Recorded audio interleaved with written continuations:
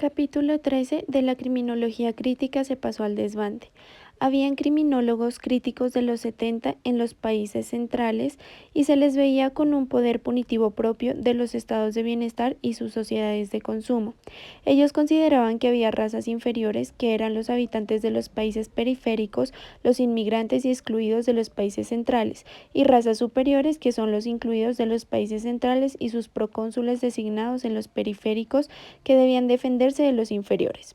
Lo más certero de esto es hacer que se maten entre los pobres y que la victimización cunda entre los propios excluidos, a lo que se agrega que entre ellos también se seleccionaba a la policía. Parecía que la criminología crítica había desaparecido, cuando en realidad ha sucedido todo lo contrario. Se ha vuelto más realista y profunda, estallando en varios sentidos. La necesidad de profundizar la realidad del poder punitivo hizo que las miradas se dirigieran en diferentes direcciones y se encontraran con otras que ya habían reparado en esos fenómenos del poder. Cuando echamos una mirada sobre la crítica criminológica de nuestros días, muy lejos de creer que no existe, lo que ocurre es que se desbandó en diferentes sentidos. Encontramos que el poder punitivo es un fenómeno muy completo y que desbande de las miradas críticas y no en un caos, como al principio parece, sino que es perfectamente lógico frente a la necesidad de encarar la agresión violenta de un poder punitivo desenfrenado y brutal. Al tratar de explicar el poder punitivo y centrar la atención en su ejercicio, se subestimó el daño real que provoca el delito. El delito tiene víctimas y el reparto de la victimización es tan selectivo como el de la criminalización. Por otro lado, es claro que la criminología mediática vindicativa, al construir un enemigo mostrando como único peligro el del delito común, provoca lo que se llama pánico moral, que es miedo al delito y a nada más, y por ende está ocultando otros peligros y daños en acción mucho más graves y en curso. El renacimiento violento del spencerianismo y su estado gendarme no podía dejar de ser objeto de análisis y crítica en forma directa por los criminólogos centrales que asistían a este nuevo parto letal. Todo el panorama mundial contemporáneo configura un paisaje de enorme agresividad que provoca interrogantes que están más allá de la sociología y de la ciencia política, y cuyas respuestas llevan a bucear en otras palabras de la academia, como son las de las disciplinas de la antropología y las de la etnología. El desbande no es anárquico, sino que responde a actitudes que debían esperarse porque son bastante razonables. Hay unas teorías macro que tienen el obvio inconveniente de satisfacer explicaciones académicas encuadradas en marcos ideológicos previos, pero para las víctimas concretas y sus deudos y para los reclamos que estos y los vecinos formulan a los políticos, no ofrecen ninguna respuesta. Los puros planteos de la criminología crítica radical elaborados desde la academia, sin contacto con las vivencias cotidianas y sin investigación de campo, son útiles como marco de crítica, pero que al quedarse en ese nivel allanan el camino para una respuesta criminológica administrativa, que es la propia del Estado gendarme.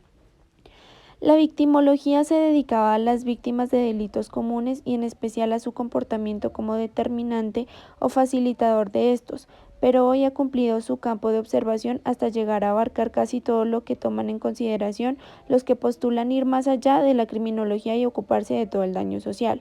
Las macrovíctimas en referencia a los conflictos armados o a lo que se denomina el terrorismo. Encontramos que el feminismo conmueve las bases mismas del poder planetario, teniendo en cuenta que éste se preparó jerarquizando a las sociedades colonizadoras mediante la regulación de las relaciones sexuales para erigir a sus primeros sargentos en la pirámide del ejército colonialista. El sexo es algo anatómico, pero el género no tiene nada que ver con la anatomía. Siempre ha llamado la atención que el sistema penal se ocupara casi exclusivamente de los hombres, pero no tiene nada de extraño. En el ejército de la sociedad jerarquizada, a la mujer la controlan los sargentos y a estos los controla el poder punitivo que solo se ocupa de las mujeres que se rebelan a los sargentos. El feminismo impuso correcciones a la crítica criminológica al destacar que si bien la mujer tenía menor incidencia en la criminalización, no sucedía lo mismo en la victimización. En el capítulo 14 de los homicidios estatales o crímenes de masa nos informa que la criminología académica guardó silencio acerca de los asesinatos masivos, interrumpidos por algunos artículos como el de Wayne Morrison. Recuerda que Hobbes separaba el espacio civilizado del no civilizado, es decir, de guerra de todos contra todos, cuya presencia constituía una amenaza, y afirma que esta línea hobbesiana se quebró cuando el mundo incivilizado irrumpió en el corazón del civilizado el 11 de septiembre de 2001. Morrison reconoce que la criminología es el producto de un sector del planeta cuyos estados se construyeron sobre la violencia y el genocidio. La criminología es un discurso muy parcial, construido en torno de un mundo de hechos políticamente delimitados, ya que no se reconocen todos los delitos cometidos. Él afirma que la criminología consideró que los grandes crímenes del pasado siglo son excepciones de las que la criminología, como ciencia de operaciones normales de control llevadas a cabo por el Estado, no necesita ocuparse de los gitanos, gays, etc. Surge el neopunitivismo y aparecen tres criminólogos que lo explican a continuación. El primer criminólogo es David Garland, quien publicó varias obras. La que más nos interesa es La cultura del control, de 2001. Aquí afirma que en la sociedad posmoderna reina una suerte de esquizofrenia que por un lado da lugar a una criminología de la vida cotidiana que incorpora el delito como riesgo normal y nos llena de ingenios humanos preventivos, o sea que la prevención del delito no depende de valores morales, sino de obstáculos físicos que privan de oportunidad. Y por otro lado, apela a una criminología del otro, basada en la venganza, que se expresa como exclusión, defensa social y neutralización del sujeto peligroso, es decir, que usa el discurso del viejo positivismo, pero en un sentido bien vindicativo. La contradicción que nos presenta es que el delito no puede ser tan normal como la lluvia y al mismo tiempo dramatizarse al máximo usando vocabulario militar o guerrero y presentando al infractor como a un sujeto irreductiblemente malo al que se debe aniquilar. El segundo criminólogo es Lloyd Bauman. Para este sociólogo, la tensión señalada por Garland responde a un sistema posfordista que precariza el trabajo, profundiza las discriminaciones y segregaciones de clase y raciales, relega a los sectores más golpeados por la política llamada neoliberal a los barrios más pobres, marginales y alejados, y monta un aparato punitivo de contención que configura lo que llama un estado penal. Afirma también que este estado penal continúa el racismo del apartheid, que según sostiene nunca desapareció de las prácticas burocráticas norteamericanas, por lo que considera también un estado racial. Bauman se detiene poco en los cambios políticos generales y en el propio sistema penal que fueron preparando el terreno para el giro autoritario, o sea que no repara en la transformación institucional que se produjo en las últimas 3 décadas y que sin duda incidió en el giro represivo del poder punitivo estadounidense. El tercer criminólogo es Jonathan Simon, quien completa la tesis de Garland y Bauman analizando en profundidad cómo se fue gestando la tremenda transformación institucional y social que desembocó en el autoritarismo penal actual. Todo configura una técnica de gobierno que caracterice como un gobierno mediante el crimen y que es por completo opuesta a la tradición liberal. Cuando se gobierna mediante el crimen, el modelo punitivo y vindicativo se vuelve una técnica general de gobierno, o sea que se extiende a todas las formas sociales y va desde el Estado nacional hasta la escuela, invade el ámbito privado y las relaciones familiares y amenaza la democracia en todas las instituciones. Este poder punitivo sin control siempre se usó para verticalizar y jerarquizar a las sociedades. Por ende, es natural que esta técnica o gobernanza se derive en forma de catarata hacia todas las instituciones sociales. Surgen las ciencias PSI. En principio, los saberes PSI de hoy no son los del positivismo. Los PSI no se nutren hoy de ideologías racistas ni totalitaristas. En un comienzo el psicoanálisis impactó a la criminología etiológica con trabajos. Se estudia el delincuente nato desde dos aspectos. El sociólogo observa desde lo grupal y el psicológico desde el sujeto concreto.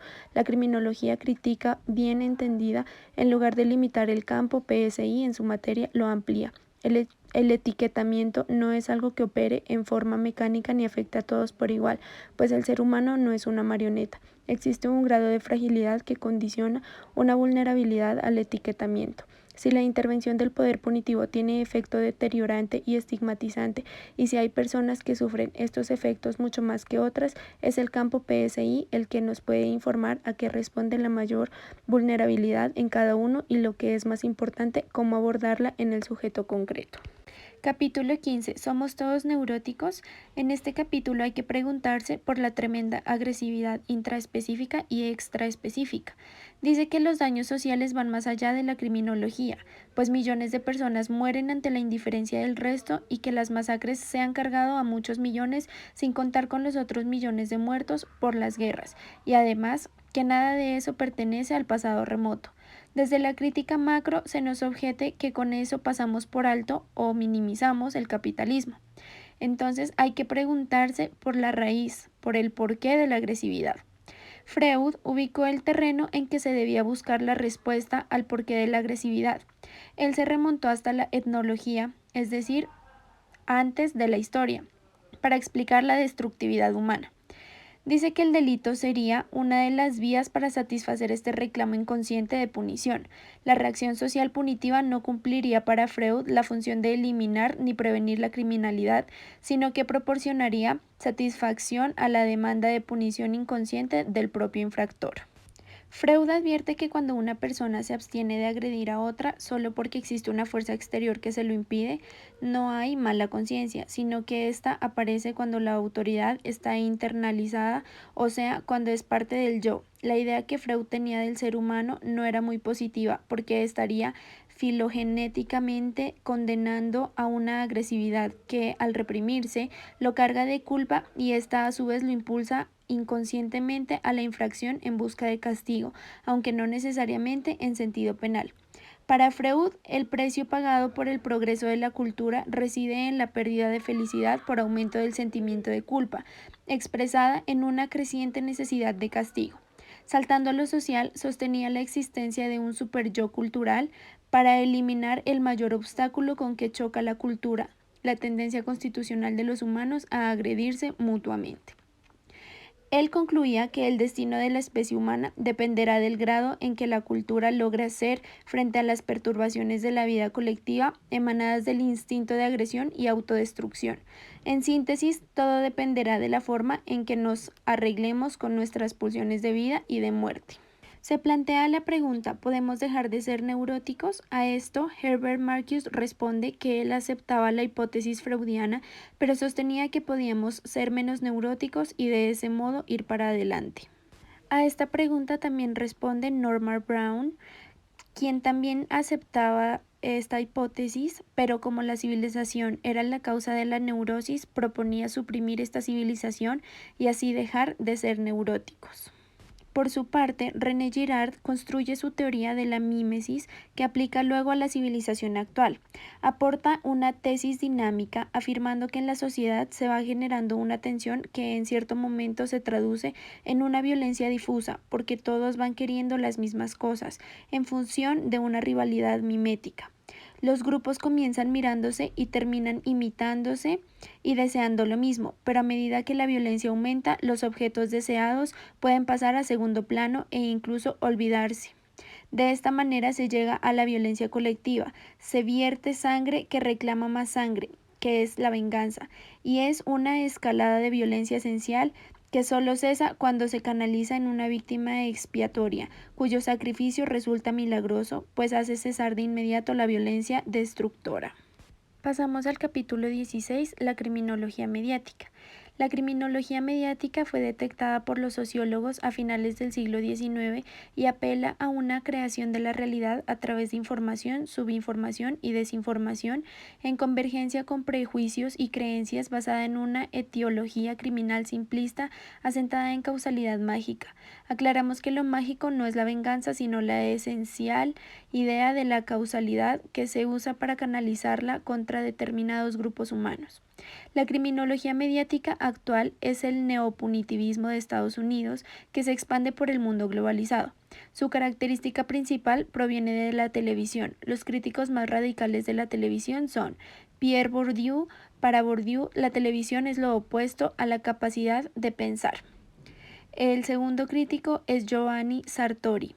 Él desarrolla la tesis de que el Homo sapiens se está degradando a un Homo videns por efecto de una cultura de puras imágenes. Una comunicación por imágenes necesariamente se refiere siempre a cosas concretas.